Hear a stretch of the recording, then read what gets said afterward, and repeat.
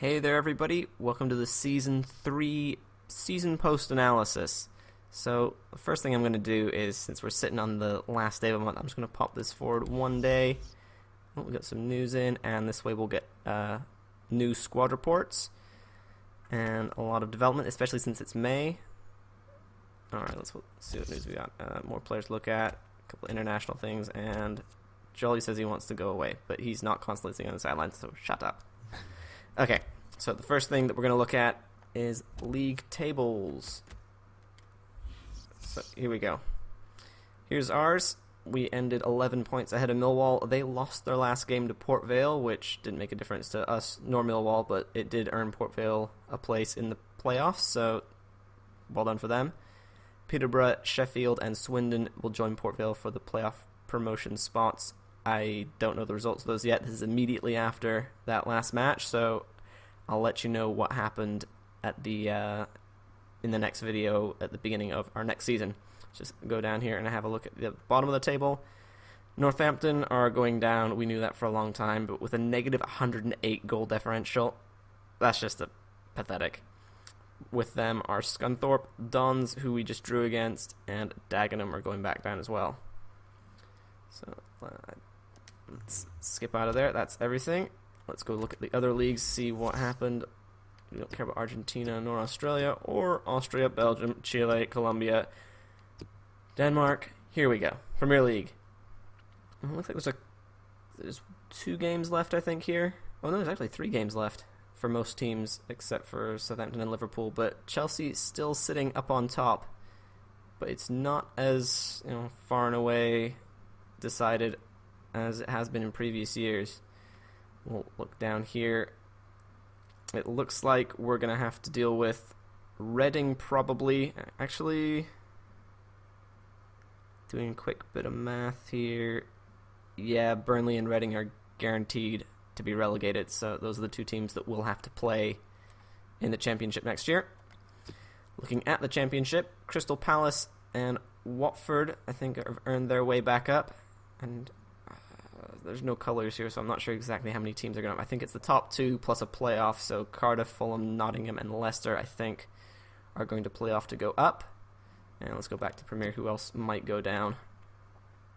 It's like QPR are most likely, but Sunderland, Hull, and Norwich also not far off, with Stoke and West Ham still up on the chopping block if they don't perform well in these last few games. Let's go down. Let's see, League 1 we already looked at. Who's getting relegated here? Who is coming up?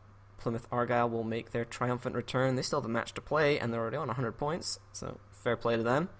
Southend will come up with Portsmouth, and Gillingham, Walsall, Tranmere, and Oxford will play off. Most likely it doesn't, The only things that can change are Gillingham and Portsmouth can switch based on the results that come out, and Gillingham could be guaranteed promotion and Portsmouth might have to play off, but other than that, those positions are set. Other interesting leagues from around the world. 1 match to go. Marseille are 2 points ahead. All they need is a draw unless they lose a lot of goals and PSG score a lot of goals. And they've got French League 1 in the bag. In Germany, Wolfsburg are on top, and there's only 1 game to play. Dortmund in second with Bayern in third. So Dortmund need to win and Wolfsburg have to lose. Or draw, because Dortmund have the better goal differential there. Dortmund could still win the league if they win and Wolfsburg do not. Bayern... Oh, actually, wow. Bayern's results must have been pretty bad, because they've got a way superior goal differential. Lots of goals, least goals conceded. But they just had a lot of draws probably when they shouldn't have. Alright then. In Italy, Juventus have got the title in the bag, and Milan are guaranteed second. All this doesn't really matter to us much right now, but if we get to Premier next year and we start thinking about European places, that's why I want to take a look and know what the opposition is. Couple of matches left in the Dutch Eredivisie, and Ajax are on top by a point. It's ahead of PSV. I think those guys are going to duke it out for the top 2. beyond them, the chasing pack can't do much. Norway, not too worried about, nor Poland, Portugal, Porto, walking away with it. Haven't guaranteed victory yet, but they are 6 points clear with 3 games remaining. One more win, and that'll do it. Ireland, don't really care, although let's take a quick look. Bray Wanderers sitting mid-table, just where we are in Jacko Zhang's story, so the team's not doing too bad despite Jack's performances. Russia, Zenit on top with the 3 of the Moscow teams following right behind, and the last Torpedo Moscow's down near the bottom. Saudis, we don't really care about. Celtic walking away with the Scottish Premier League as you would expect. Looks like they are just at the split, and there's only going to be the last 5 games left, which Celtic don't need any points from that to win. So title's in the bag for them already. Spain, Barcelona, 2 matches away from the end, and they are 3-match cushioned away, and Real Madrid have quite a lead on Atletico. So really only the Europa League spots are up for grabs here with 2 matches left to go. Sweden not too important, nor Switzerland. Turkey, Fenerbahce led that one with Galatasaray in second. The United States, they're still in the middle of the season. Go Portland, not doing too badly at the moment. It could be better, but sitting mid-table, that's not bad. And there we are at the beginning. So what are we going to look at next? Oh, the team, the squad. Now that we've just stepped forward into May, let's have a quick look in here, see what's happened. See the overalls. Ryan Alsop, he is our first choice goalkeeper at the moment, although we did rotate, so comments is your last chance for this season. Who is going to be our starting keeper last year? Or not last year, this year, this next year coming up, based on the year that we just finished. Ryan Jackson got a bit of a boost. He was on loan for a while, came back for that last game, and it actually did him some good. Good for him. Not too much going on for Troy Brown, one of our team captains when Chapman was out injured earlier in the season. He played well, but unfortunately no development, so I'm not sure about his future. Ryan Jackson I'm also not sure about because he's not developing much. He's about at his prime, and he's really not championship quality. We might keep him around as backup, but really not much beyond that. Yakubu, he's old, he's going down, so we're probably going to offload him. If we can't sell him, we might just release him from his contract and free up a roster spot. Same goes for Sandell. He's served the club well. He did well, especially in the beginning, but old, deteriorating pretty quick, and there is no room for him on a championship side. He's just not got the talent anymore. Ryan Leonard, on the other hand, young, dominant, and all that green, developing so well. He is going to be one of the anchors of our midfield in the coming year. Same with Hankook Young. He had a tremendous season, some amazing goals. He had 2 or 3 great shots from outside the box. Look at that, 35 long shots. That's atrocious. Even the players that do have good long shots didn't beat him as our sniper of the year.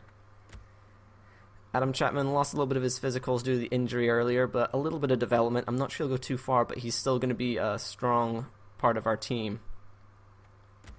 Daniel Voser, one of the new kids that just came up for that last part of the season, a little bit of development. He didn't play too much, so I'm not too worried about that yet.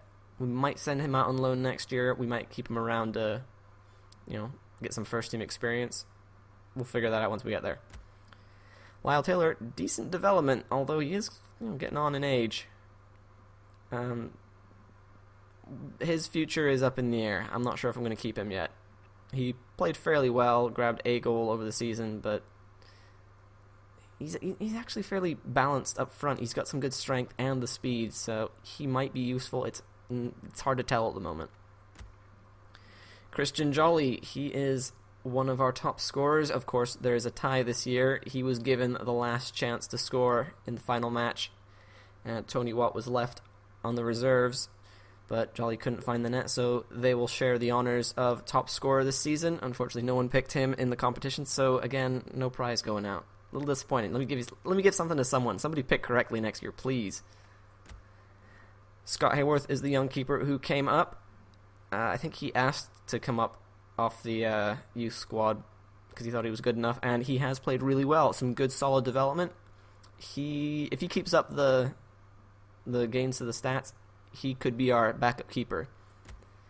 Moutinho came in, played well. Of course, no physical development because of the youth glitch, but a good season for him. He's definitely going to play a part next year with some good technical development. We'll just have to see how he plays in. We'll definitely take advantage of his long shot some more because he put in a killer goal or two. Jacob Pepper, no development this year. Might have to let him go because although he's been a solid player, he may not cut it for championship. Robbie Wilmot, actually a great season for someone of his fairly low rating. He's still getting a little bit of development, so I'm not sure about him. He's probably going to be the one that we keep as our backup left back or left winger. Michael O'Halloran, not nearly as good a season as he did last year. Only 1 point to his aggression, which is woefully low. He didn't score nearly as many goals either, but he's still our first choice left mid. So he's going to stick around and maybe get some playing time. Left mid is one of the positions that I am looking to strengthen over the transfer window. Kwesi Appiah, great speed, didn't feature too much. Did win us a game against, I don't know how to close that window, so whoever it was 2-3 matches ago, a late winner, he did do that, so he gets kudos for that. But he's probably the striker that I'm going to drop first because we don't need more speed. We've got Watt, we've got Jolly, we've got Van Buren, we've got Rahman. Pacey strikers are not something we are short on. Oh, and Danny Ings. A lot of development for him, although he really did not play well at all. The people who did put in for the top scorer contest thought he would have it. But I think he only scored, was it 3 or 4 goals this season? Where are we? 4 goals this season. Fairly weak for a striker of his class. But because of the talent he does have, we have to keep him around. He could just be biding his time until he's back in the championship and waiting for a Premier, and then he's really going to shine. We'll definitely give Tony Watt a run for his money. Speak of the devil, there is Tony Watt, tied for the top scorer. He played well. He's also up near our assist champion. So I think he was second place only to Simovic, who I don't think we've hit yet. The other thing to note is that Tony Watt was the most efficient goal scorer, although he scored the same number of goals as Jolly. He did it in 2 fewer games, so there's no real prize for it, but he does win the award for, most prolific, I suppose. Mick Van Buren, a good season, maybe a bit of a rocky start, but those dribbling skills really did well for us and created some good goals to save points or win them. He is going to be another important player next year. Ryan Innes is on loan from Crystal Palace. We do have the option to fork over the cash and buy him, but I think with Kuipers, and Innes didn't really play too much in the end of the season once we got some more centre backs, I think I might just let him go back to Crystal Palace and free up another slot. Lloyd Isgrove, not a bad player. He's got some decent skills. He didn't wow me as much as I expected, but he did put in some good crosses, create some good goals. Where is he on my list? 6 assists for him this season, except for the triumvirate front line of Simovic, Watt, and Jolly. He's not quite the top assist person after them either. Ings got 7 as well as Leonard. So behind all them, he did fairly well in assists, and most of them were from crosses, which were fairly good. So he's definitely going to stick around. Feely hasn't featured development, but I think we'll just offload him and free up some space for new blood. Oliveira he's a different kind of center back. He's not huge and tall, but he's got some good strength on him. Good tackler, though. He's going to be important to the team, I think, as our less big and strong center back and more for chasing people down and tackling. Kuipers is the big boy. He's, what was it again? Let me check that out. Yeah, 6'7" up there on the right. They say poor form, but nah. He's once he finds his niche, he is going to be good. An important defender for us next season. He's still young. He's going to develop well, I think, although he hasn't done much yet. It could be because of the bad form. Marco Somoza, great season. I think I'm going to be switching between the 3-4-3 spear formation that I used most of this year. And the 4-3-3 that I used the last few games, and he will be useful on the right midfield of the 3-4-3 and as a right back on the 4-3-3. So he's just one of the club legends, really. He's developed a lot over the last few years and is one of our idol players at the moment. James Robson, I don't think he's going to develop much. He hasn't at all. He's got good tackling stats and marking, and that's it. So how much would it cost to release him? Not much. If we can sell him, we'll do it, but I doubt it, so we'll release him.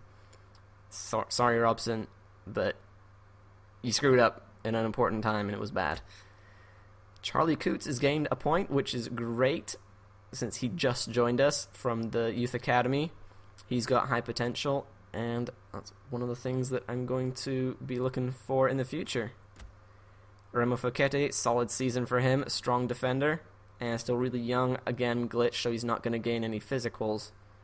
So he may go later on, but not before he develops a lot and probably puts in a lot of good tackles and headed clearances.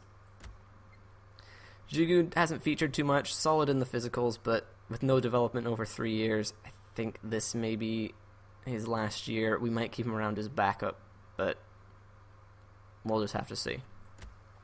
Stanek, he's the goalkeeper I'm going to get rid of. Hayworth has performed better, is developing more, and no one can touch Allsop, really. So Stanek is going to go bye-bye. Simovic, the big bald wolf, no physical development, which is a little unfortunate, but he's still going in the technicals, and he is going to have a tough battle with Rick Ten Voorde for our target striker role. Andras Struna, I think his time is up with no development. He's getting on. He's 28. He's going to have to go, probably, and free up some space for some better players. Benito Raman had some tough luck with injuries, but I think he is injury-prone. But still, some good development, lots of pace. He is going to be a vital player for us next season to grab goals, maybe coming off the bench to use his pace on more tired defenses. Unino Kane, we let him have a rest for the last while, but some good tackling stats, well, some decent tackling stats, great passer, and he is probably going to be an important midfielder for us. Elliot Richards, we got him on a free, little bit of development, but I'm not sure he's going to be effective enough for the championship. He's another player that's on the chopping block to leave us in the summer. Rick Ten Voorde had an abysmal start to the season, but in the last third or so, he started banging in the goals, ended his tally on 8, which is not bad. I think except for Van Buren, Jolly, and Watt, he had some really good efficiency, scoring 8 goals over 20 games. Only, he beat out Simovic, and they scored less goals. So he's definitely going to be our backup for Simovic unless something better comes along. Delfonso is a pretty good utility striker. He's good on the wings, good dribbler, good shooter, some speed, not bad strength either. He's the guy that we'll probably keep on the bench as a speedy or target man option if we're not sure which room we're going to need. So he's definitely versatile and going to be a useful player. Kwang Hai getting old. I haven't decided if I want to get rid of him. He's losing a lot of stats. He hasn't played too much, but I can't help but remember that amazing tackle that he put in against, who was it, a few matches ago. We were up 1-0. They were clearing on goal. He made the tackle. We turned it around, went straight up the field and scored, all because of that tackle. You remember the great moments like that, so that might save him for next year. Georgie Thomas is out on loan with no development, and at 58 overall, that's definitely not going to cut it for championship, so he's going to have to go despite scoring a couple of good goals for us. His time is up. Andrew Hughes, as much as I love the guy because he was amazing in last year's FIFA, no development and poor form. He's been out on loan all season. There's just no room for that in the squad, unfortunately, in the championship. So that's all for the squad report. We are just about at the end of our time. I don't want to make this video too long, so I'll cut it off here. In the beginning of the next one, there will be some youth squad update. I've got a bunch of players scouted that I'm going to look at now that May's rolled around and we can safely bring in players for next year. There's only one player in the youth academy, but he was too young to bring up, but he still might be good. He had amazing potential, so I'll show you that next time. Anything else? I think we'll go over transfer targets in the next one. I'll try and highlight the next video so that we can fit more in. I've already done a lot of research on what kind of players I'm after and specific players that I want to look at, some that might be out of contract, some that are transfer listed and would fit our bill. So thanks for watching. Leave your comments on the season. What did you think? Where do we need to strengthen? Where do we need to drop some players? Do you agree or disagree with some of the things I've said? Let me know. I value all your opinions, so bring them on. Subscribe to the channel if you haven't already. There's more to come. 3 full seasons completed. And I will see you at the beginning of the next one. Thanks for watching. See you later, guys.